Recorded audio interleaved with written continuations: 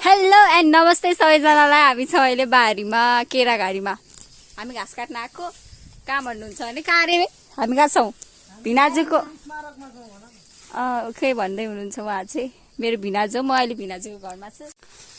यो रुखमा चाहिँ भिनाजु चढ्नु भएको। बिचरा खै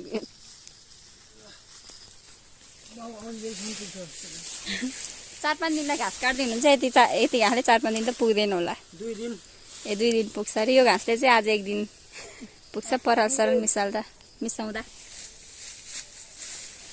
अब हामी घर जानुपर्ने हुन्छ च्याट्टपाडामा केरा काटेर। देखिन बल्ल तल साली आएको काम हराएर आउनु भिनाजु कतिसम्म काम हराउनु भिनाजु हुनुहुन्छ हाम्रो। फाइनली हामीले केरा काटिसकेको। केरा पनि बोटमै पाकेको रहेछ ऊ। Banana is very very small. So guys हामी अब हिँड्यौँ घरतिर। घाँसको भाइ पनि पुग्यो। भिनाजु र दिदीले चाहिँ घाँस लिएर हिँड्दै हुनुहुन्छ। म चाहिँ रित्दैछु किनकि दिदी घर आएको भारी बोक्न अलिक मन लागेन कि त्यही भएर। अनि हामी आएको कहाँ 1 घन्टा ठ्याक्कै 1 घन्टा भयो होला है। तपाईँले बेर लातो नि, हामीले त 15 मिनटमा भाइ पुऱ्याइसकेको थियौँ। भिनाजु अलि अल्छी हुनुहुन्छ नि त।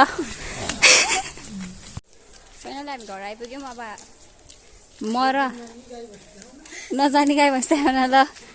उहाँहरूको बाटो यता, मेरो बाटो यता। म चाहिँ घर आइपुगिसकेँ। अब आजलाई यति बाई बाई गाइस।